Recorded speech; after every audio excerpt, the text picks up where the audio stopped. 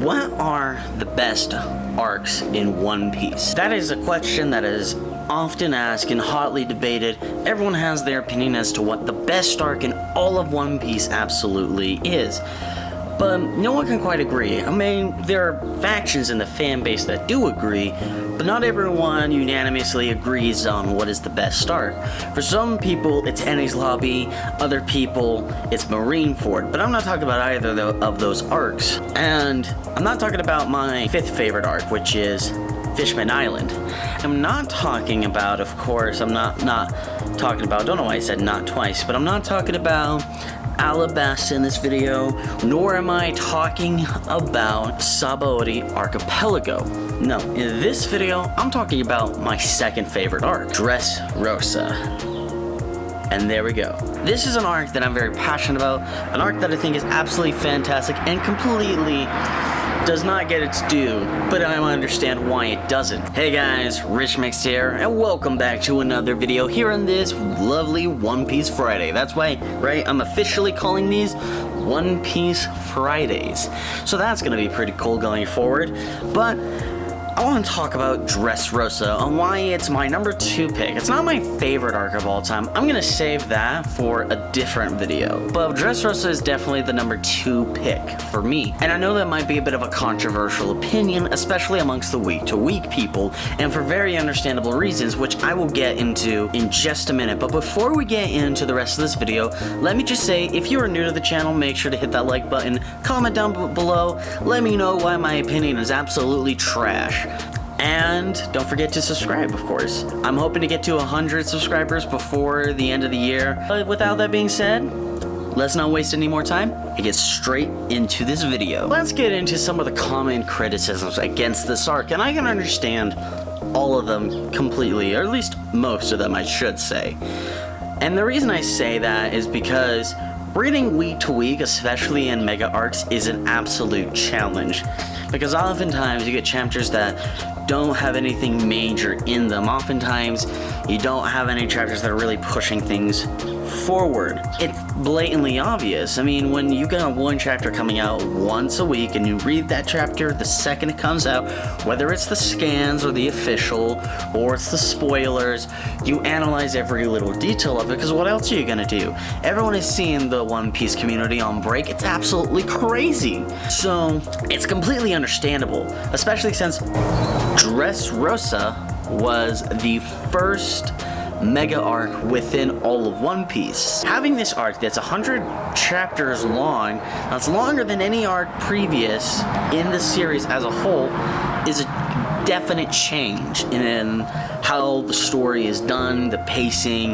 It's 100 chapters that takes place essentially over an afternoon. And for some people, it's justified, for other people, it's not. But obviously for me, since it's my number 2 pick as far as arcs are concerned, it's justified. And I really feel every panel was used to perfection, but that's my opinion, of course. Now, getting into the next bit of criticism that mostly comes from the anime side of things, because the anime's adaptation is longer, obviously, because everyone knows how toy animation has handled the One Piece anime, especially as far as pacing goes. It is absolutely atrocious. And mind you, my first experience with Dressrosa was with the anime. Now, a lot of criticism that gets laid on the anime is the use of the Rebecca flashback.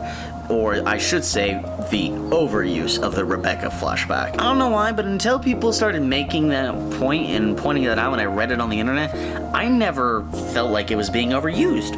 Maybe I'm in the minority. In fact, I believe I am in the minority in saying that. I never felt like, okay, it's a Rebecca flashback again, okay, let's tune out for the next 5 minutes. I never felt like that. I'm crazy, mind you. I am absolutely crazy. I think Fishman Island is top 5. I'm not even joking when I say that. I'm serious, and I'm gonna have to defend that claim, especially if a bunch of people see this video and they're gonna be like, the heck, man, what do you mean Fishman Island's top 5? It's not even top 10. I mean, unless you agree with me. But with all that being said, those are the major points of criticism that most people levy at Dressrosa as an arc. I understand them, except the Rebecca one, because I never felt like it was overused. But I understand pacing issues, and I understand the week-to-week grind being a struggle to get through, especially with mega arcs. A lot of people are feeling Wano fatigue at this point, and so glad that everything is going the way that it is going right now. Now let's talk about what I really loved about this arc, and there's a fair amount of stuff that I really loved in this arc, to be 100% transparent with you guys. So I'm just gonna go off with the things I loved the most about this story. As a whole, I loved how it expanded Law's character. I love how it was really the first One Piece villain to get a fleshed out backstory. That was something that was completely new to the series at the time, was the first thing we ever saw. It was also the arc that had the first fight that Luffy was really challenged in. Luffy had, up until that point, let's be realistic, he had gone up against Horty Jones. That wasn't really a challenge. I mean, Zoro beat him in the arc. And then, of course, there was also Caesar Clown, and that wasn't a challenge. And no one on Sabo the Archipelago was even a challenge for Luffy.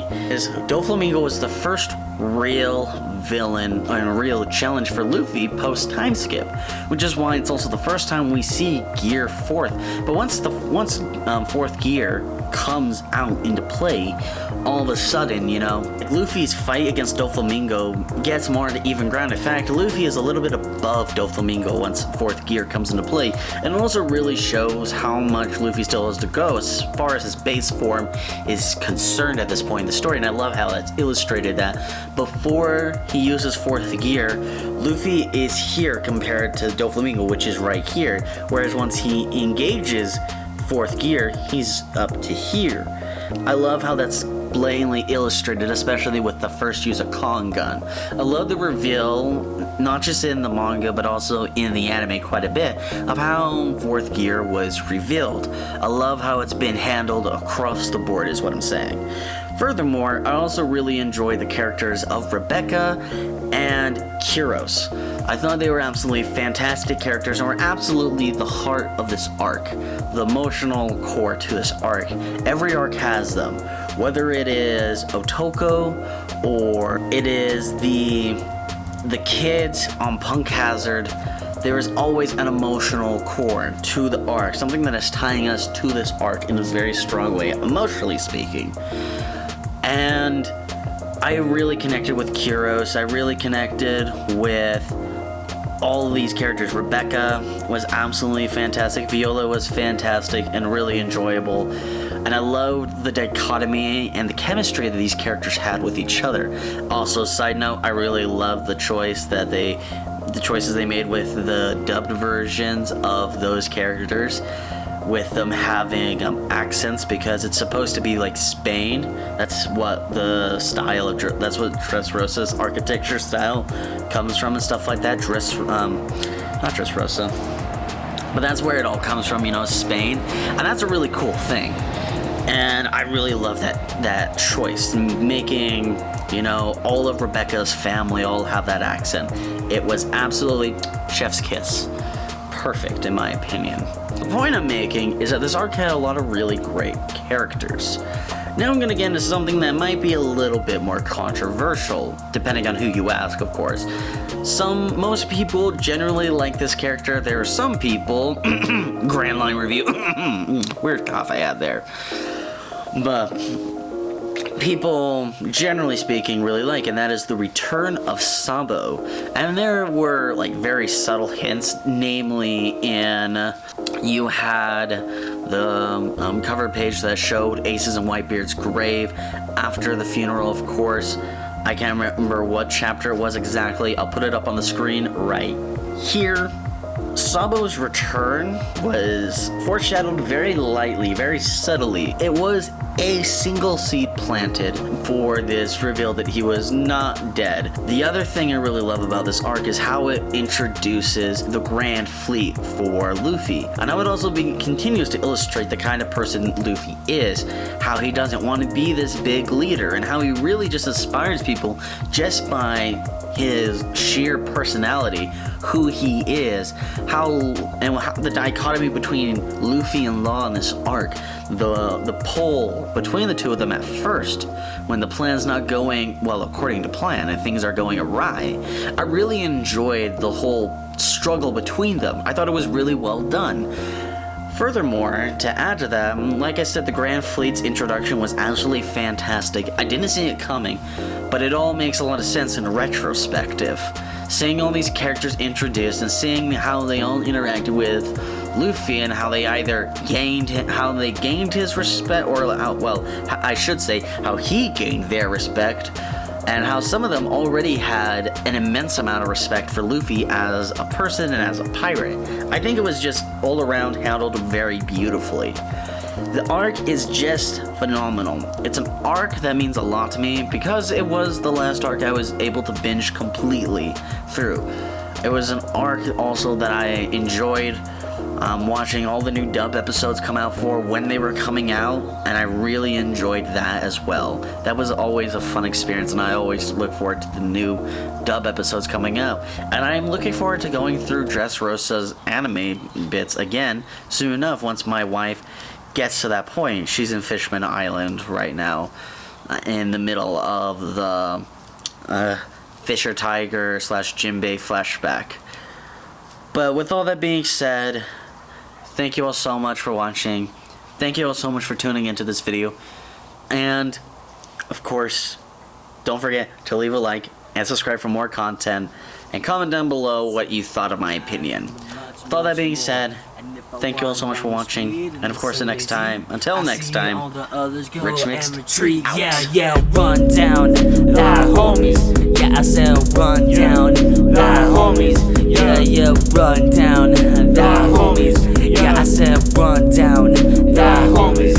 Yeah, growing up it wasn't about me. All I knew it was never told me. Juggies beside me and it lives above me. Cops really used a